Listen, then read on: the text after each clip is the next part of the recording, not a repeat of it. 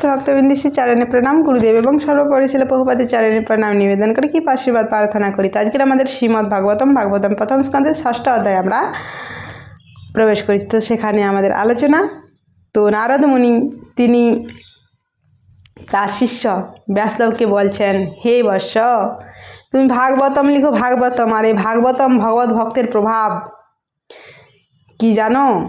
আমার জীবনী 2 জন্মের আগের কাহিনী তিনি শোনাচ্ছেন। তো খুব প্রসন্ন হয়ে গুরুদেব তার জীবনী উদ্গার করে শিষ্যের কাছে তিনি ব্যক্ত করছেন। তো তিনি বলছেন, তো সেটা বলার পর ব্যাসদেব শিষ্য খুব ইন্টারেস্ট লেগেছে। গুরুদেব আপনি আবার বলুন। নারদমুনি তার জীবনী বলতে শুরু করেন। তখন তিনি 6ষ্ঠ অধ্যায়ে তিনি আবার জানতে ইচ্ছা করেছেন। তো আমরা আসি শ্লোকে, খুব ইন্টারেস্টিং লেগেছে। হে গুরুদেব, তারপর বলুন, তারপর কি হলো? শ্রী ব্যাস প্রশ্ন করছেন। শ্রী ব্যাস উবাচ ভিক্ষুভি বিপ্রবসিতে বিজ্ঞান আদিষ্টভিতব বর্তমান বয়সী আদ্য তত কিম করতু ভবান। দেখেছেন কীরকম?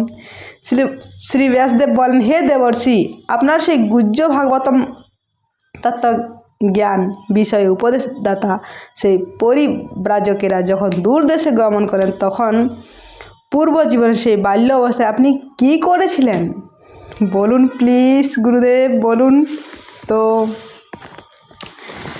আপনি আপনার ভ্রজন প্রণালী বলুন গুরুদেব। কত মালা জপ করতেন? দীক্ষার পর কত মালা আপনি জপ করতেন?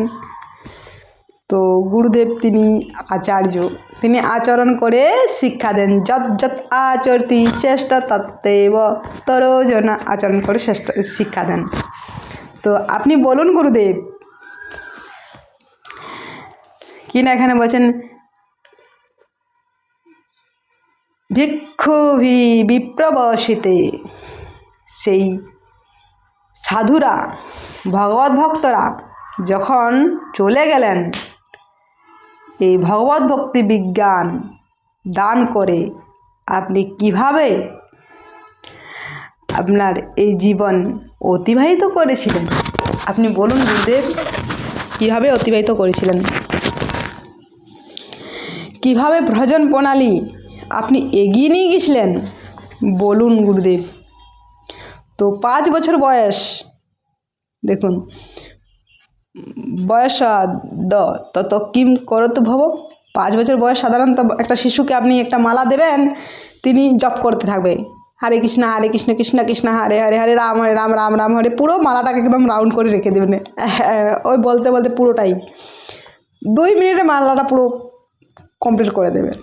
তো বাচ্চাকে জিজ্ঞেস করেন যদি শিশুকে, যে কি জপ হয়ে গেছে? হ্যাঁ হয়ে গেছে।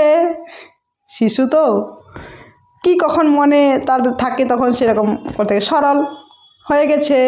আবার মুখ নোড়া থাকে, কি জপ হয়ে গেছে? হ্যাঁ 16 মালা জপ করে নিয়েছি, খুব ইয়ে। তো গুরুদেব আপনি তো 5 বছরের শিশু ছিলেন, তো এই দীক্ষা মন্ত্র মনে ছিল কি করে?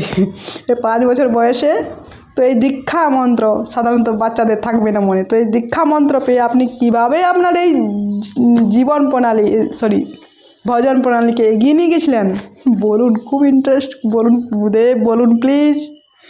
তো তিনি জানতে চাইছেন। তো গুরুদেবের জীবনী জানাটা শিষ্যদের কাছে একটুকু কিনা ভক্তিতে উৎসাহ করে। হে গুরুদেব, আপনি কিভাবে আমাদের যাদের কীভাবে আপনি এলেন, এই ইস্কনে যুক্ত হলেন, কিভাবে প্রভুপাদকে আপনি সংস্পর্শে এলেন, আপনার জীবনী তো জানতে, তাহলে শিষ্যর একটু উৎসাহ হয় মানে ভক্তিতে। তো সেই আপনি বাচ্চা শিশু 5 বছর বয়স, তা আপনি কিভাবে আপনার ভজন প্রণালীকে এগিয়ে নিয়ে গেছেন বলুন গুরুদেব প্লিজ। তো খুব জানতে খুব আগ্রহী।